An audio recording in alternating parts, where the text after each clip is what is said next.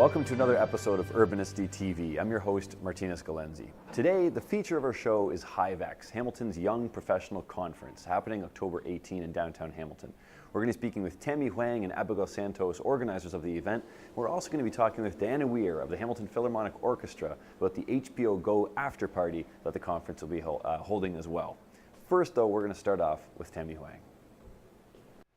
So, Tammy, thanks for your time today to meet with us. And now I wanted to ask you a little bit about, first of all, your title with the Innovation Factory, because it's kind of cool. That's one of the hats you wear. What is it? Let me tell you, Martinez, I got a really cool title. Senior Manager, Entrepreneur Experience. It's Fantastic. Pretty fun. That's your one title. Yeah. Your other title is co-chair of HiveX, which is the big young professionals conference that happens every year downtown Hamilton. Tell us a little bit about what's going to come, what's going to happen this year in the conference. Can you believe that it's been 4 years since we actually got this started? Really, eh? And wow. This year, we're piggybacking off of the recent success from our City of Hamilton's economic development. So we're calling our conference this year Ambition.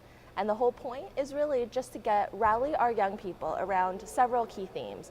One, this year it's a municipal election year. So It's all around getting our young people out, civic responsibility, civic engagement, and frankly, we're probably the most underrepresented vote anyway, so we should probably get out there and really make our vote count.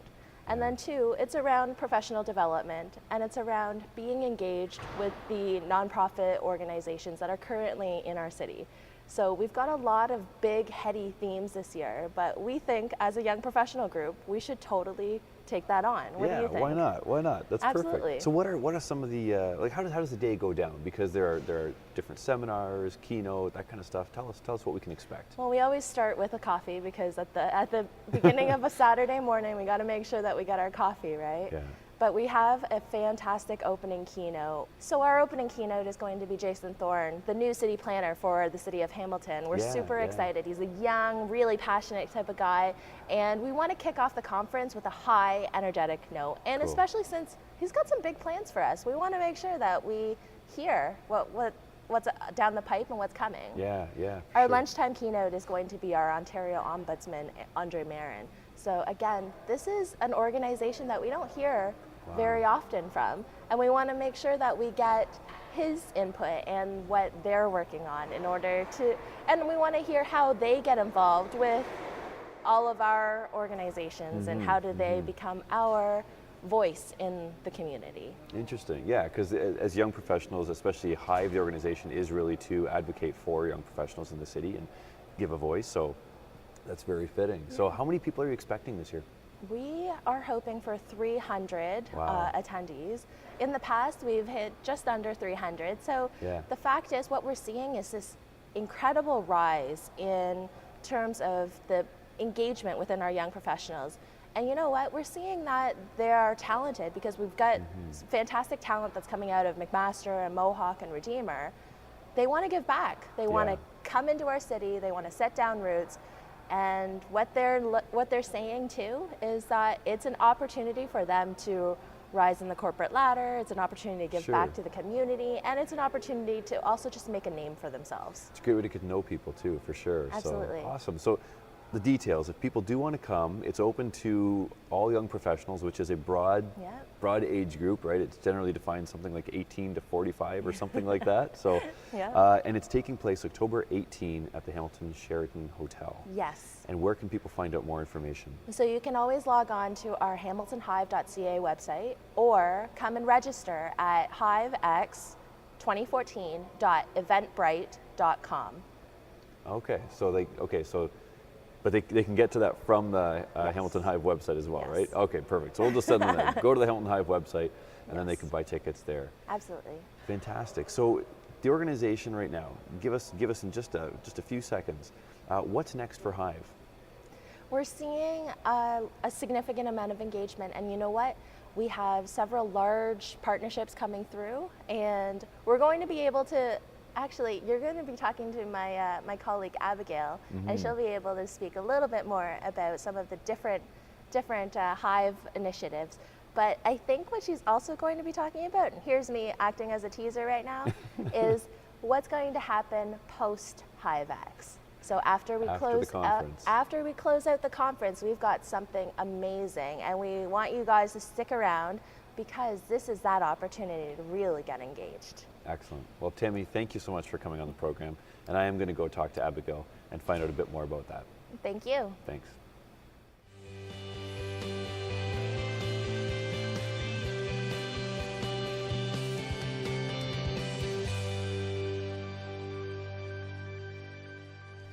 So Abby, thanks for taking your time to talk to us today. It's my pleasure. I wanted to ask you a little bit about what's happening after the HiveX conference itself concludes on October 18th. So we have a great highlight to HiveX. We're actually, for the very first time, Hive is providing a platform and a venue for mayoral candidates to chat with our young professionals to talk about their platforms so that we are a little bit more informed.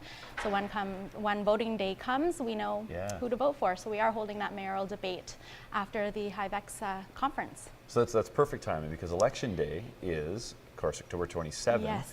This is October 18th, Yes. so you've got a little over a week there in between.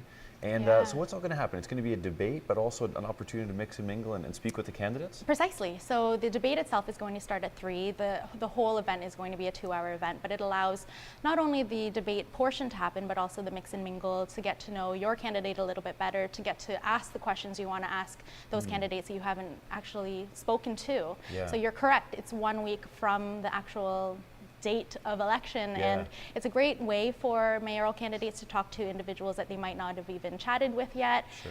Swing the vote perhaps of those who have no idea who to vote for, or just to solidify the vote that you're actually going to be giving on the 27th. Yeah, and so where is this going to be? Happening? So it's going to be at the City Center, formerly Eaton Center of Hamilton. Yeah. Okay. So it's awesome. It's in a big atrium. We have it right in the bottom. It's open to. You're in the food court area. In the food court. Yeah. So sure. it's going to be great. Fantastic. And so the conference is going to conclude at 3 o'clock. You said at the Sheridan. Yes. And then everyone can wander over to the City Center shopping mall and then right down to the downstairs and see this debate. Precisely. And you We'll said have it's open signs to all everyone. over. Yes. So this isn't just young professionals, this is absolutely everyone with a focus on young professionals. It is, yeah. So it is a nice little spin because it is young professional focused. Yeah. Again, the candidates will have that opportunity to chat with us about what is important to young professionals in the city that we live, work, and play in. Yeah. But it is open to the general public. The Hive team didn't want to exclude anybody in the city. We obviously know that it is for the mayoral title, basically. Yeah. So we want everybody to know what's going on and have the opportunity to have that last hear or say in what's going on in the debates. And I know the Chamber of Commerce picked the top 3 candidates, Yes. the highest polling candidates to come out right now. You're doing more than that. We are. So we've actually reached out to all of the mayoral candidates, and we have 6 of the 12 currently confirmed to attend the mayoral debate. So we know that it's going to be a big election, just because you don't get this anywhere. This has not happened before, where these 6 individuals have sat down together to discuss the important issues of young professionals. Yeah, and of course the proximity of the date to the election makes it even that much more exciting. It is, yeah. Fantastic. For the mayoral candidates as well as for us YPs. Excellent. So where can people find out more information about this debate event? Yep, they can go onto our website, our Hamilton Hive website. So it's www.hamiltonhive.ca, and all of the event information for the debate as well as the HiveX conference is located there. Excellent. And do you have, I'm just asking, do you have profiles and stuff like that of candidates, or do you direct to the websites from there? We inform them of the candidates that are already confirmed, and then through our other social media platforms, so LinkedIn, Twitter, we do provide all of the candidate information, because again, we want our YPs to be informed. And that's what we're giving them, a platform for that information. Yeah, and it's a cool venue. Yeah. It's a great topic. It's coming after a great conference.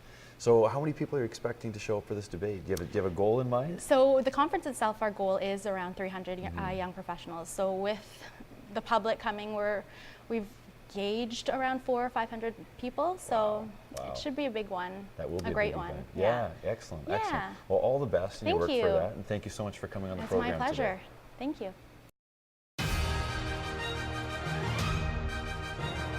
Hi, my name is Diana Weir, and I am the Partnerships Manager for the Hamilton Philharmonic Orchestra. The HPO is really excited to be the official after-party partner for this year's HiveX conference. guests will be able to join us for a Motown after party following Ray Charles a tribute. HPO Go is the Young Patrons program of the Hamilton Philharmonic Orchestra. So HPO Go offers the under 35 crowd discounted tickets for any of our concerts here in Hamilton Place. Additionally, we have the Young Patron Circle program, which offer exclusive opportunities for young patrons under the age of 35 to engage with the HPO in unique ways with events and special backstage opportunities throughout the year.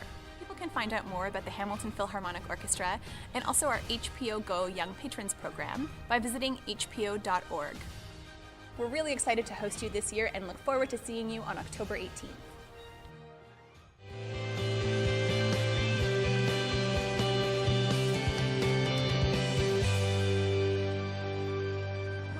Let's say you're a restaurateur interested in opening another location. You can go to investors, lose some autonomy, you can go to the banks and not really give back to the community. At least that's the way Matthew Kershaw and Aaron Dunham have phrased it. They're the owners of Rapscallion Restaurant and Two Black Sheep, and they're crowdfunding a brand new restaurant called The Mule. We sat down with them to find out a little bit more. So Matt, you guys were on the show a while ago, last year in fact, and we were talking about the success that you're having with Two Black Sheep. And you guys already own Rapscallion Restaurant just up the street. We're sitting in Two Black Sheep right now, but you now have plans to open more restaurants here in Hamilton, and you're embarking on a rather interesting endeavor to raise the funds to do that. Can you give us a little bit of background right now on this crowdfunding campaign? For sure. So crowdfunding, for the people that don't know, it's a very new way, method to get money. Instead of going to a bank, instead of going to an investor, instead of bugging your mom and dad, or instead of stressing your own savings, or you can use any of those in combination with crowdfunding. Crowdfunding is basically getting a little bit of money from a lot of people. The way we're doing it, for instance, is we're basically giving out dollar for dollar value. Someone comes to us, our Indiegogo site, Fund Us to Feed You, and gives us $100. We give them back a $100 gift certificate. So every dollar, it's paying it forward. Yeah. So basically, every dollar that they give us, we give back. But then there's a whole bunch of pluses after that. There's benefits as it goes up in money, and there's all sorts of things.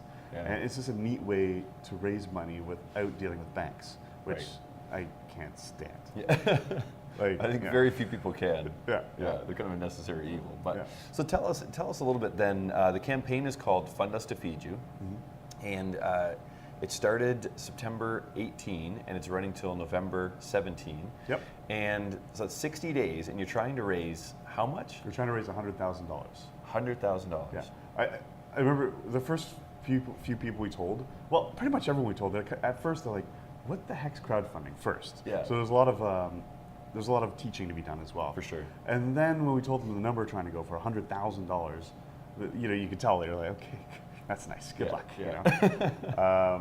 But we're what 3-4 days in, and we're already almost a quarter of the way there. Yeah. Time of taping right now, because this is going to air later. But at time of taping right now, we're at $22,000 on the site. Yeah, and I think there's a few more that haven't been deposited. So if this pace keeps up, we're going to get there, no problem. Yeah. It's our goal. We think we can do it.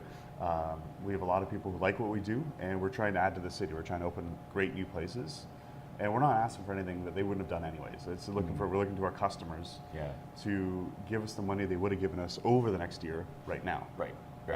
It's an investment in the future. Yeah. Do you like what we do? Yeah. Give us the money now. Yeah. Please. Yeah. So your restaurants, because you own the Alex in Burlington, you have Rapscallion here in Hamilton, Two Black Sheep, the cocktail bar.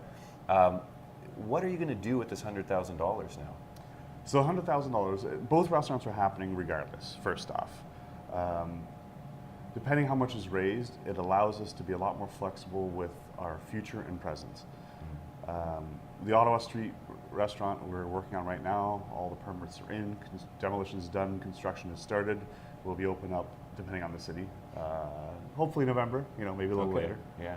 And the James Street operation will be open up sometime in the new year. With this money, it will facilitate us being able to pull off 2 restaurants in a very short amount of time, because it takes a lot of capital to get a place open. I'm sure. In the beginning. All of our places are very successful. We make money every month. It's great, and we use this money to facilitate other things. But it takes time to get a big chunk. Yeah. And in Hamilton, the time is right now to do things. It's not 5 years from now, because everyone else will have done them, I think. I hope. Yeah. So we need this money to speed up the process for us to feed you. There you go. Fund us to feed you. Yeah. So it just allows us to do things now. For sure. Now, you're known for unique restaurants. It's not your typical hamburger and a salad. This is unique stuff. Describe a little bit of the food that you currently serve in your locations and what your hopes are now for these 2 restaurants that you're crowdfunding for. So we'll start off in 2 Black Sheep, where we're sitting right now. It's an oyster charcuterie cheese bar. It's a place you come, you grab a drink, and you have food to meander over, to nibble over. It's not a meal. It's not a restaurant per se. You could be. I mean, if you need to fill yourself, there's enough cheese and meat around. But it's a place to talk and enjoy and experience flavors. Up the street, Rapscallion, is a small plates blackboard menu that deals in nose to tail food. Nose to tail is literally looking at things like veal cheeks all the way down to oxtails and foie gras and duck confit, and it's very meat centric, very interesting, and you're going to see a lot of surprises there. Yeah. The Alex in Burlington is also small plates, tapas style dining. So when you go in, maybe 2 people go in. You go in with your wife. You're going to get 4 or 5 dishes, and you're going to try 5 totally different things. We basically it's fine dining, but half the price and half the size. So you get to experience more things. Non-pretentious fine dining, mind you. It's great service, it's great food, but you don't have to dress up. There's no tablecloths, and the prices do reflect that. With the new places, we're going to be doing some, I think, pretty cool stuff that Hamilton's never seen. Black Sheep Snack Bar. And that's the one on Ottawa Street, right? That's Ottawa Street. Yeah. It's going to be 7 days a week, open till 2 a.m., and the kitchen's going to be open till 2 a.m. So if you're one of those people, I think, like you and I, like many people, I think, you have a late life, and we get hungry just like other people. We don't have breakfast; we have second dinner. We're going to be open till 2 a.m. and we're going to be serving really cool bar food. Everything starts at $3 and goes up to like $9. That's it. But it's small and it's sampling and it's interesting, weird stuff. Like we're going to debone chicken wings and stuff them full of Thai braised spinach and spicy noodles. And you're going to have this deboned, spicy, yummy goodness. And then there'll be a bowl of crispy chicken skin garam masala. So literally chicken skin, everyone's favorite part of the chicken, spiced up in some nice East Indian flavors. And then you can see things like truffled popcorn with pecorino and butter and just, it's like a wicked bowl of popcorn. And everything's small and fun, and it's bar food, kinda, but our twist on it. And then finally, when we get to the Mule, which is the James Street operation. And that's really the one that the crowdfunding campaign is directed directed at, this one's right? for. It's our first big restaurant, because we usually do small things. This is going to be a reasonably large restaurant, and focusing on taco, tequila, and bourbon. Our price point is going to be lower than Rapscallion and the Alex, but it's going to be the same style of food, except it's going to be in tacos. So you're going to have things like confit veal tongue, or southern fried chicken with some really spicy in the taco. And those are really cool appetizers and then good cocktails. And again, we'll be open late. And it's going to be the first gluten-free restaurant, 100% in Hamilton as well. Wow, 100% gluten-free. That's impressive. Yeah, it's a little bit of a challenge because there's some things that can sneak into a menu. And you didn't even know they're gluten-free, but soy sauce. Do you know that's gluten-free? It's not. You have to buy a very specific one to get, because it's things like that. But we have my partner Erin. She's celiac, and so I've been taught a lot about those little secrets. The things you got to watch for. And you're going to bring it to the Mule now. Yes. And this is a really cool spot that you're putting this restaurant into. This is a fantastic location on James Street North. Tell us a bit about that. So Erin and I were looking for quite a while on James Street North. It's a place we wanted to be for a number of months, years, and we had some ups and downs. Thought we had a place, didn't. And then finally, Steve Kolakowski, who's a real boon for downtown Hamilton, he approached us and said, "Hey, I got something for you." And after a little while, we discovered what it was, saw the space, and it's awesome. So the old Sirloin Cellar, there you go, on James North. Not that space, because that space is pretty much condemned right now. But the main floor. It's a big, beautiful, 130-foot deep, exposed brick walls. It's a nice old building. It's going to be really sharp. This is where Erin shines, and with spaces like this, I have no idea what I'm doing. I make yummy food. You make food, but yeah, it's pretty exciting That's to see what's exciting. going to happen there. That's right in the heart of everything. That's bringing the Yep. art crawl right up to Gore Park, and you guys Yeah. are going to be right between the two. We'll make the suits, meet the musicians, and Yeah, interesting. Yeah. So we're out of time, but tell us finally, it's fundustofeedyou.ca that Yep. people can go to until November 17, and they can contribute to the crowdfunding campaign to open the new restaurant, The Mule, on James Street North, the Sirloin Cellar building there. And the gifts and stuff you're giving back, it's pretty much $1 for $1 in value. So Plus. yeah, like pigs' heads and All sorts of things. suckling pigs and all kinds of cool stuff. Yeah. Awesome. Yeah. Awesome. Matt, thanks so much for coming on the show today. My pleasure.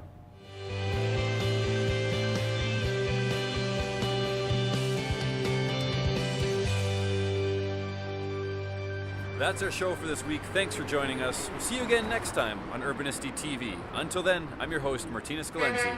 Good night.